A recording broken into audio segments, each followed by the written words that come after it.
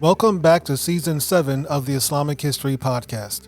I'm your host, Muttaqi Ismail.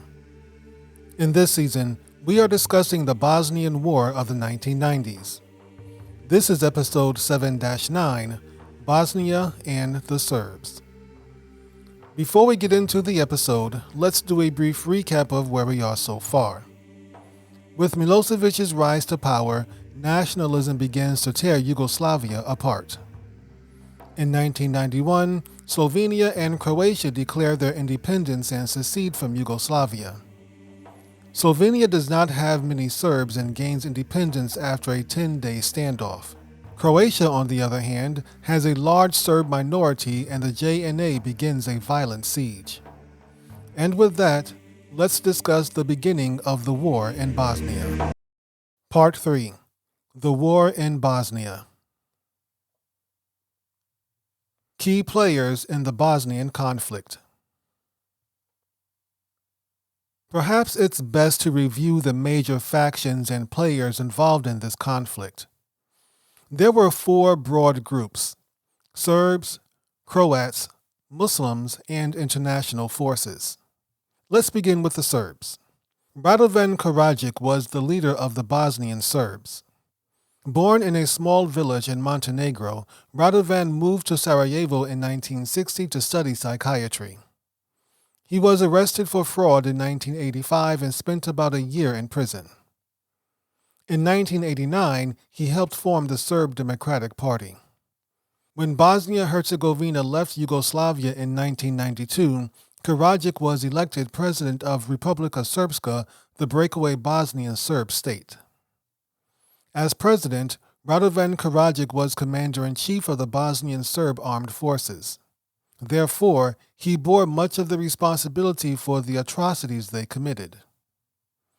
Ratko Mladic was the top military commander of the Bosnian Serb armed forces.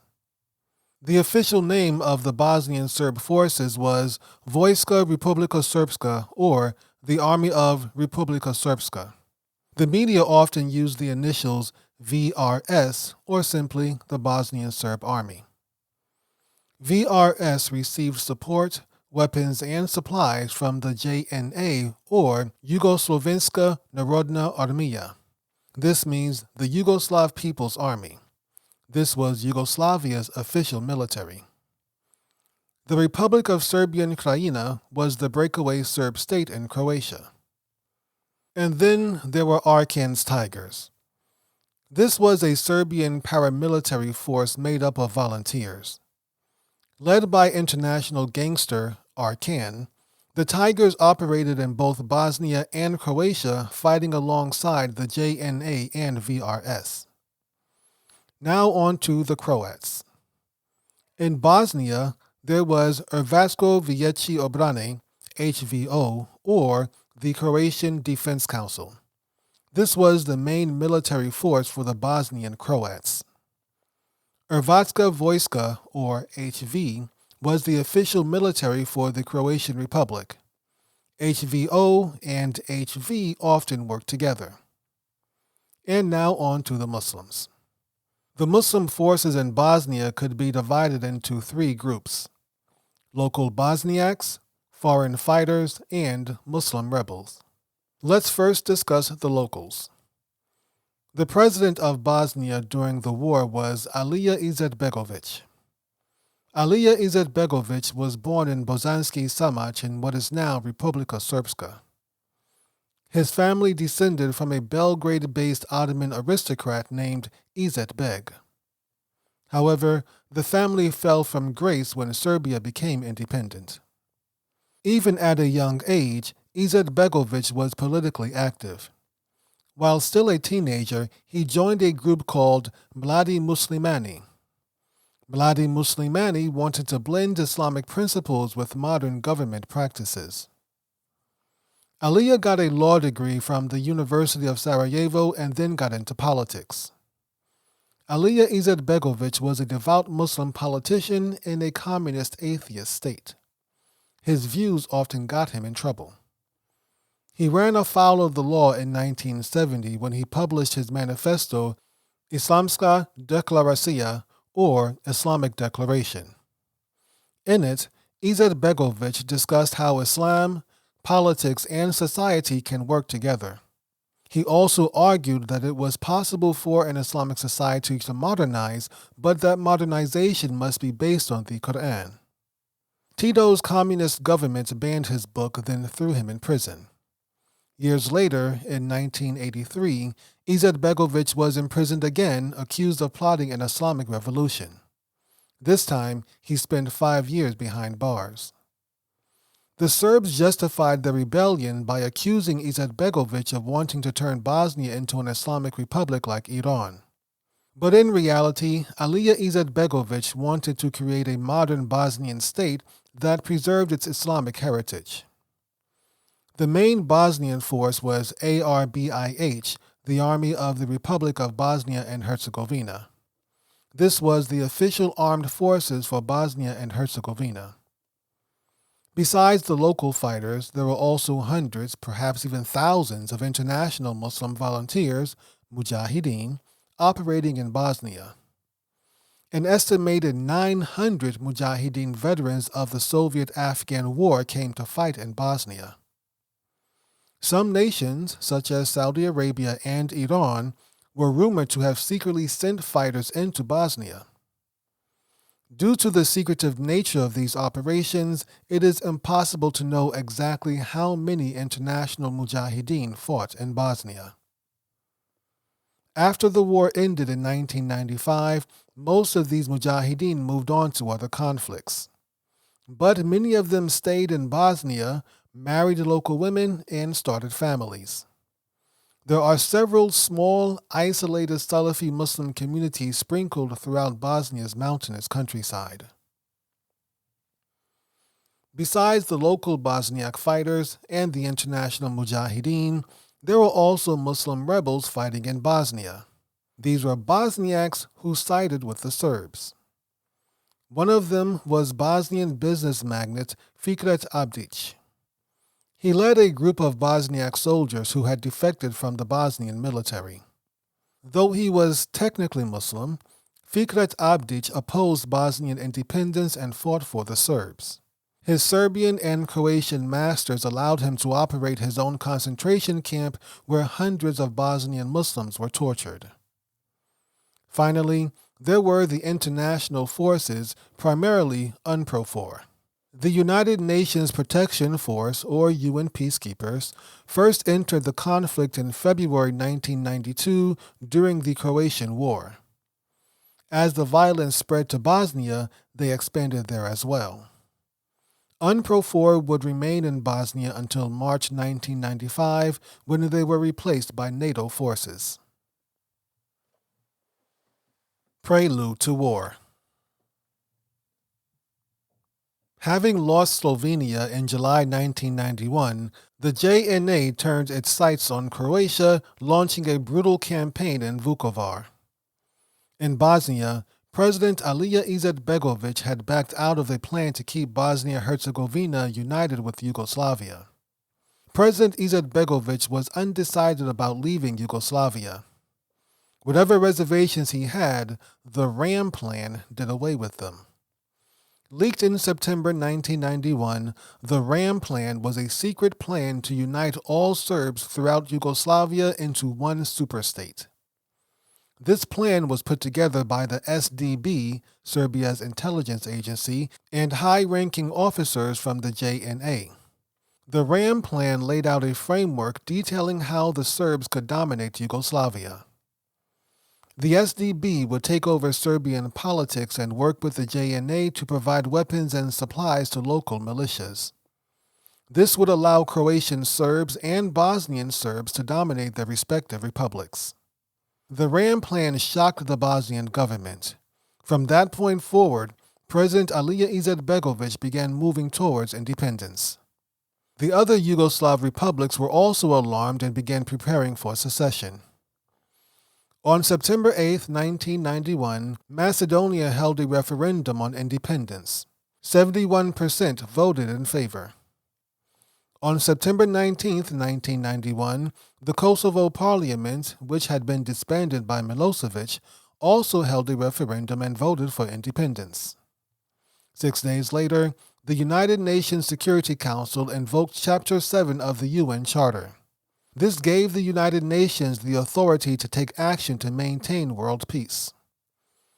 And then the United Nations did something so stupid it is beyond belief. The UNSC passed Resolution 713, implementing an arms embargo on Yugoslavia. The exact wording of this death sentence went as follows. Under Chapter 7 of the Charter of the United Nations, that all states shall, for the purposes of establishing peace and stability in Yugoslavia, immediately implement a general and complete embargo on all deliveries of weapons and military equipment to Yugoslavia until the Council decides otherwise, following consultation between the Secretary-General and the government of Yugoslavia. It is not clear if the Security Council truly understood the impact of this decision. If things went as bad as they had in Croatia, the Muslims would have to fight a full-fledged military force with police weapons. Well, things did not turn out as bad as Croatia. They turned out much, much worse. The arms embargo did nothing to the JNA. It was already an army. Nor did it hurt the Bosnian Serbs because the JNA supplied them with military-grade weapons. The Bosnian government pleaded with the UN to reconsider, but to no avail. Britain, France, and Russia refused to budge. President Izetbegovic tried to find a middle ground to avoid conflict with the Serbs and the JNA. In early October 1991, he gave a televised speech declaring Bosnia was neutral regarding the fighting in Croatia. "It is not our war," were his exact words. A few days later, while speaking at a parliamentary assembly in Bosnia, Izetbegovic reiterated Bosnia's neutrality.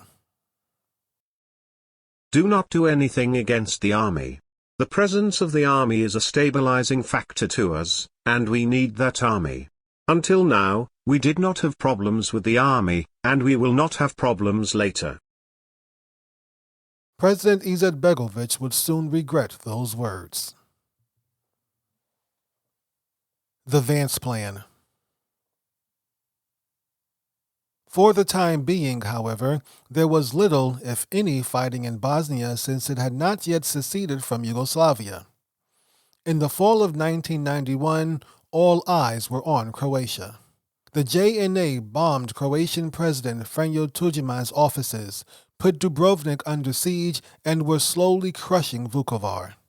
The United Nations appointed Cyrus Vance, former U.S. Secretary of State, as special envoy to Yugoslavia. Cyrus Vance brought all parties involved in Croatia together for peace talks, which resulted in a ceasefire agreement.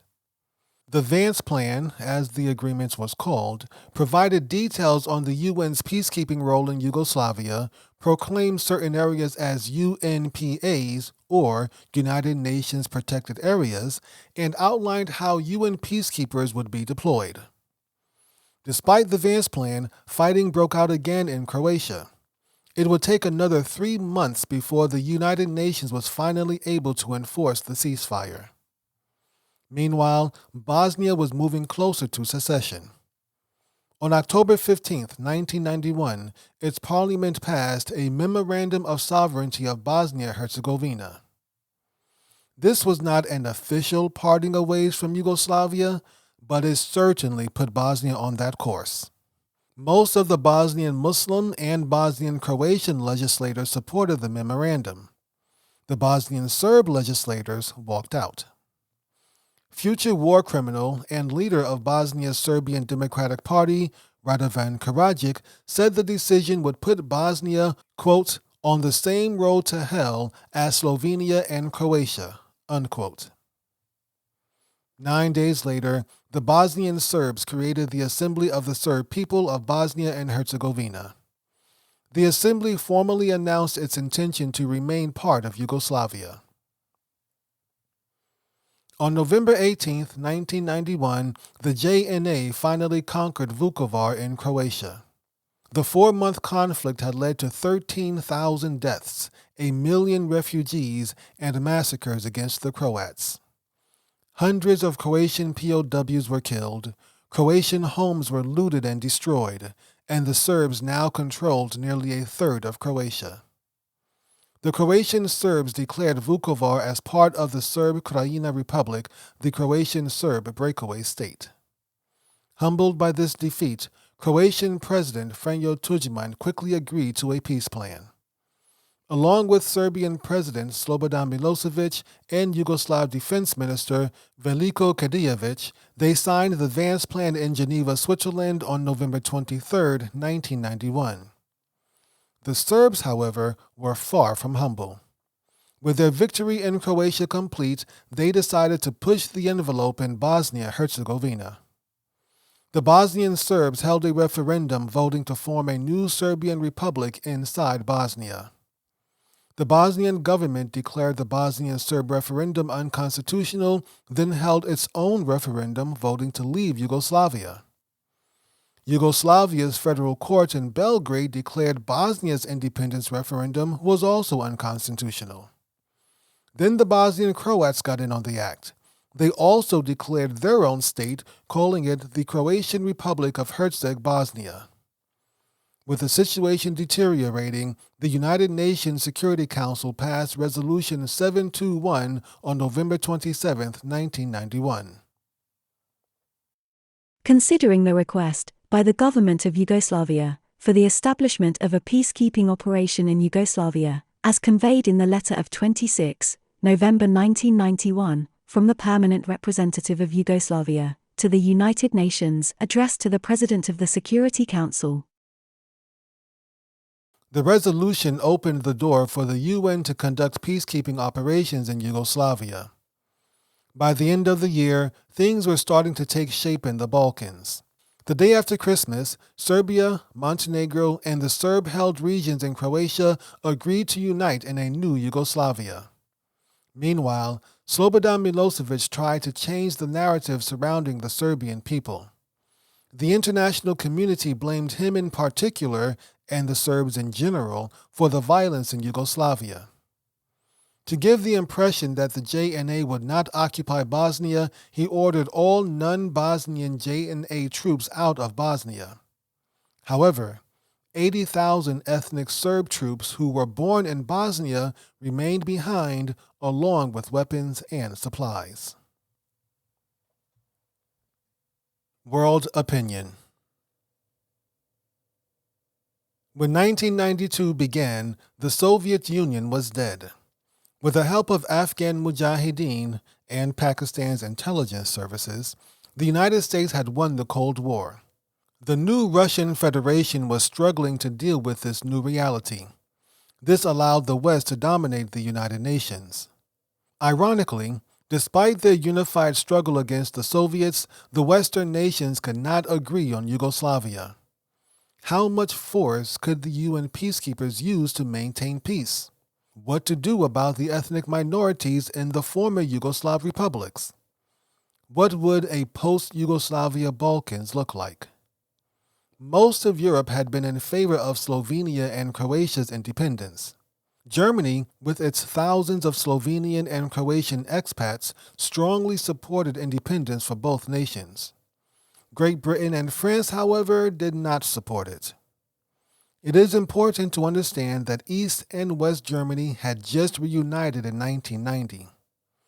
The horrors of two world wars, both blamed on Germany, loomed in the background. France and Britain were not eager to see a united Germany gaining influence in the Balkans. Furthermore, Great Britain and France had both supported the Serbs back in World War I. Listen to Season 5 of the Islamic History Podcast to learn more about World War I and how it impacted the Muslim world. The United States remained on the sidelines during this early phase of the conflict. The Americans had their hands full with the end of the Gulf War, the fall of the Soviet Union, and a humanitarian crisis unfolding in Somalia. Bosnian independence. Croatian and Serbian leaders signed a new ceasefire agreement on January 2, 1992. This time, the ceasefire held and UN peacekeeping troops began arriving in Croatia. This new development was both good and bad. The UN troops did enforce the peace and prevented more fighting in Croatia, but they also provided protection to the Serbs occupying Vukovar. This is how things remained in Croatia until 1995. With Croatia somewhat calm, the focus turned to Bosnia.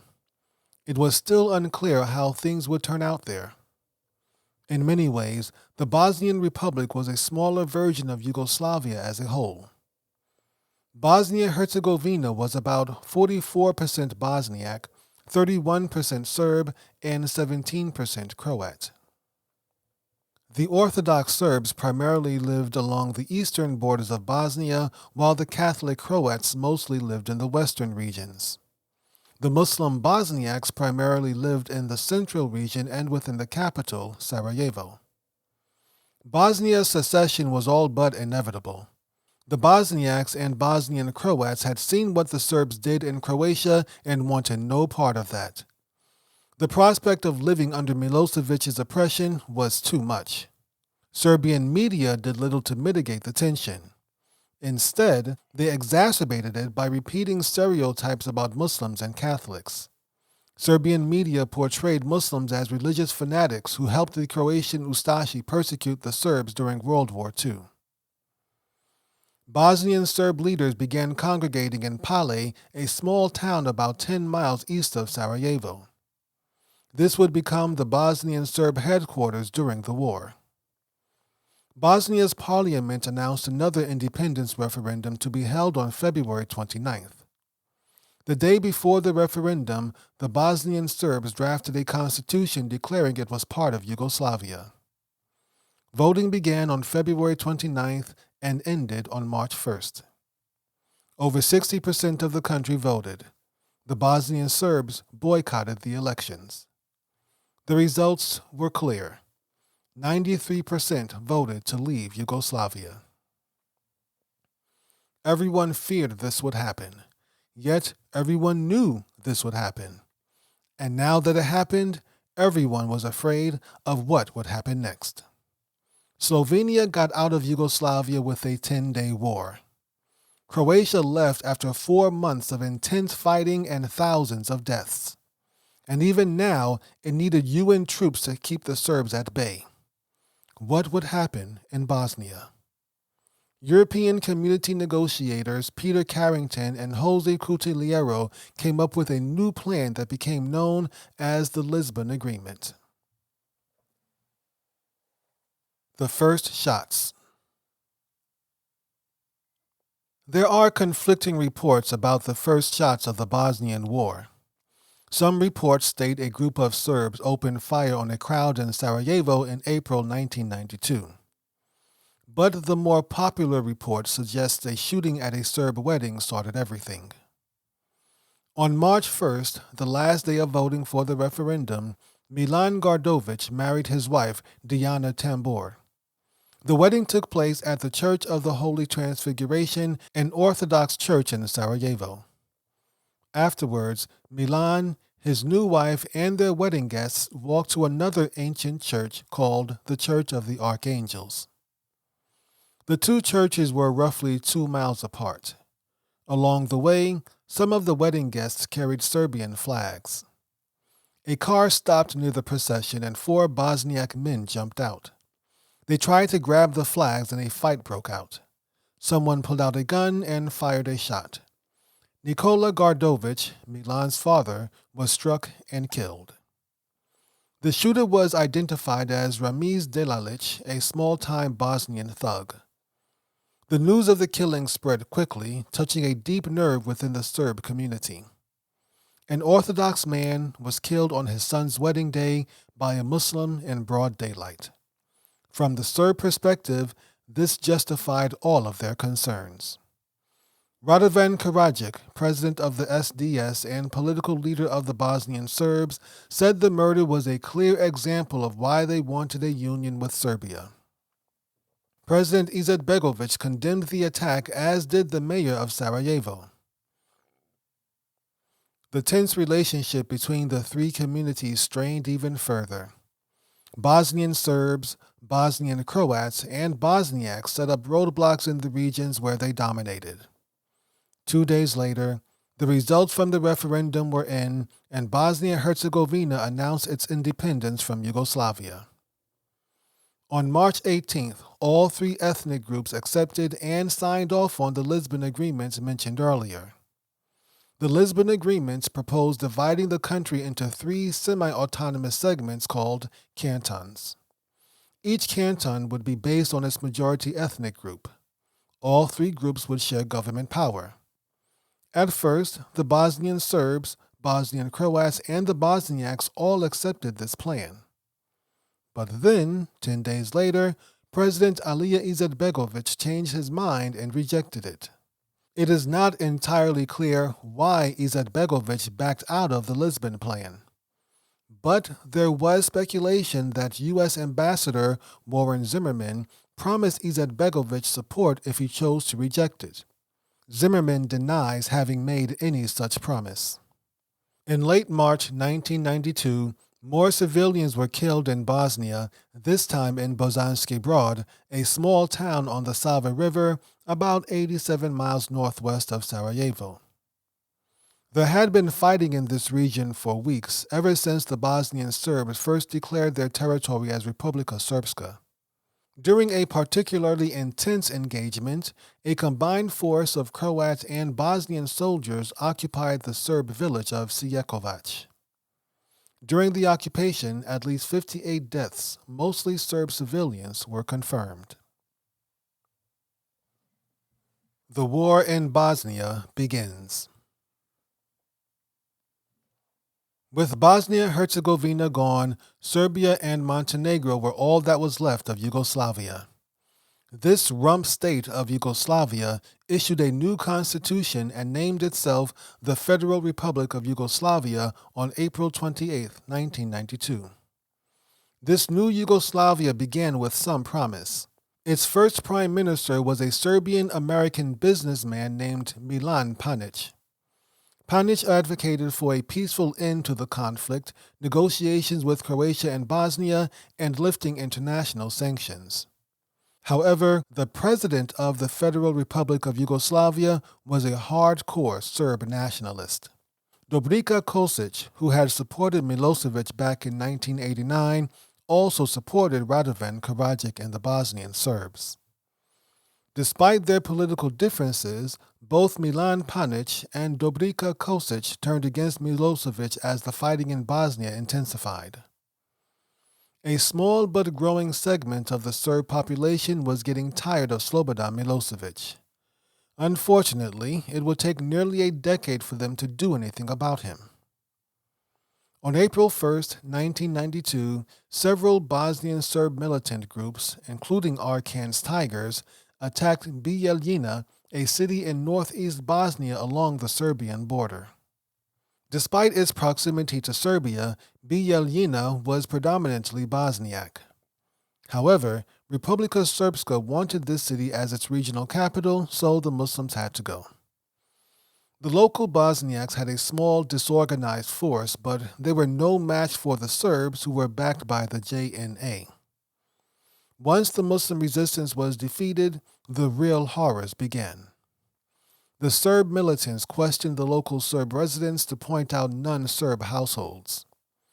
The Serb militants went door to door, dragging out, beating, arresting, raping, and killing non-Serb residents of Bijeljina. Some Croats and Serbs who protested the violence were also killed. But the vast majority of the deaths were Muslims. Bijeljina was the first city to fall to the Bosnian Serbs. In the weeks and months to follow, the Serb militants would initiate a process of cultural elimination in Bijeljina. Bosniak intellectuals, businessmen, and artists were arrested or exiled. Before leaving, the Bosniaks had to sign away their homes. Mosques and non-Orthodox churches were destroyed. Years later, a UN investigation estimated at least 48 civilians in Bijeljina were killed.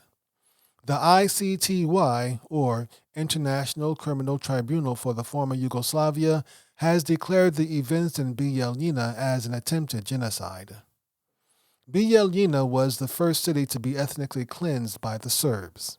In fact, the English phrase ethnic cleansing was created to describe this process in Bosnia.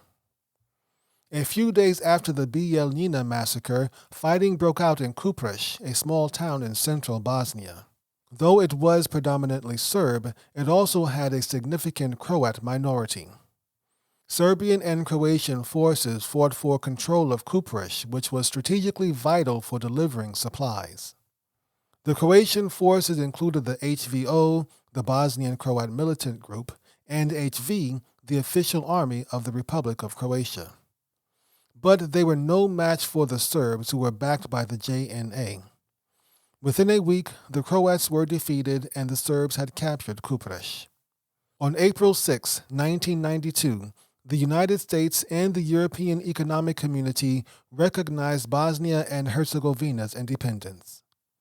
That same day, Serb artillery began shelling Sarajevo. The city of Sarajevo would remain under siege for the next 3 years. It would be the longest siege in modern military history. In the next episode, we'll discuss the escalation of the Bosnian War. You've been listening to the Islamic History Podcast, and we hope you've enjoyed the show.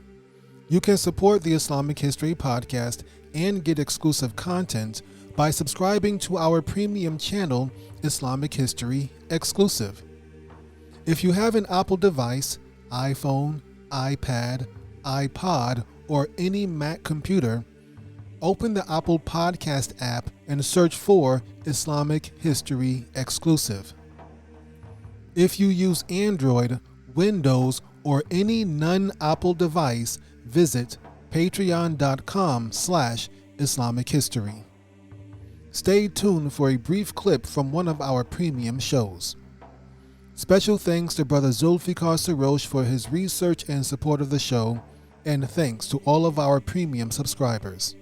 Until next time, my name is Muttaqi Ismail for the Islamic History Podcast. Assalamu alaikum wa rahmatullahi wa barakatuhu. The Islamic Vibes Podcast is a weekly podcast brought to you by Islamic activist and history enthusiast Majid Hussein, aka @Muslim Podcaster. His What's Happening Muslims show is an unscripted and casual chat with fellow brothers about the current issues which every Muslim needs to know, while his Just Thinking show is a thought-providing discussion with esteemed and expert guests on specific Islamic topics. Brother Majid interviewed me on episode 19 of the Islamic Vibes podcast, and I highly encourage you to go listen to it. The Islamic Vibes podcast, keeping those vibes Islamic.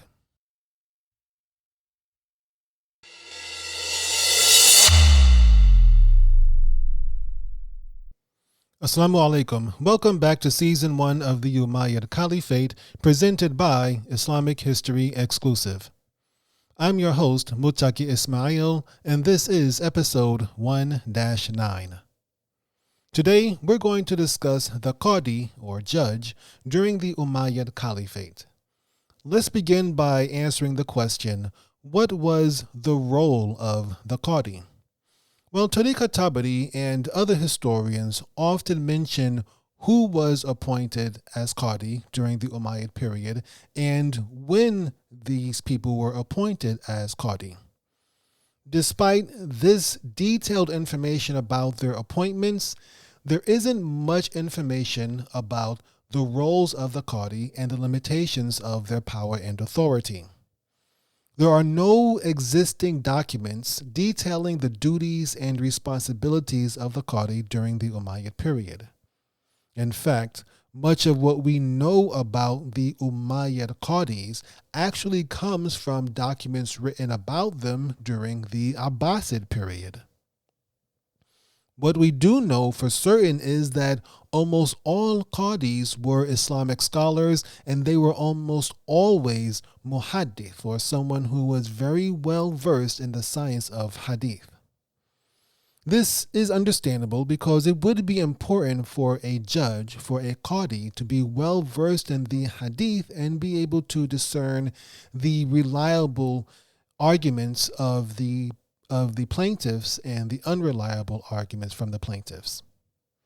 Now, since we haven't had that much information about the qadis during the Umayyad period, scholars and historians have had to make a lot of guesses about the role of the qadi and how the qadi operated. So there are two primary camps during our time regarding the role and the evolution of the qadi during the Umayyad period. There's one group that believes the qadi was the natural evolution of the hakam. Now, the hakam was something like an arbitrator for the Arab tribes and clans during the days of Jahiliyyah, before the message of Islam came to Prophet Muhammad sallallahu alaihi wasallam. The hakam listened to disputes from members of the tribe or the clan, and he tried to judge between them and try to come to some sort of amiable agreement that all parties could accept. The hakam was often an elder, but not always. However, they were always respected for the ability to be fair and to broker a deal between the disputing parties. An example of the role of the hakam, even though he was not a hakam at this time, is the story of Prophet Muhammad before he became the prophet and the rebuilding of the Kaaba. If you're familiar with the story, there was a point of time when the prophet was a young man and the Quraysh decided to rebuild the Kaaba. After it was rebuilt, while they were rebuilding it, they had to take the black stone out of the Kaaba. Once the Kaaba was completed, the different clans within the Quraysh began to argue about who would have the right to replace the black stone into the Kaaba, who would have that honor to replace the black stone. And the argument, as the story goes, got so heated, the various clans were very close to coming to blows. However, they decided to have someone judge for them or arbitrate between them. And so they decided that the next person to step through the door would ask them to make a decision about which clan would have the honor to replace the black stone. And as it would go, the first person to walk through was Prophet Muhammad himself. And once again, he was not the prophet yet. So the different clans, they explained the nature of the dispute, and when Prophet Muhammad heard what they were arguing about, his ultimate decision was to take off his cloak, lay it down, and place the black stone on top of the cloak. Then one representative from each clan grabbed a portion of the cloak, lifted it up carrying the black stone, and placed it back inside the Kaaba, and Prophet Muhammad himself pushed it in the last bit of the way into its niche. So that's an example of pre-Islamic arbitration, even though, once again, the Prophet was not necessarily a hakam, though he would definitely play that role once he got to Medina.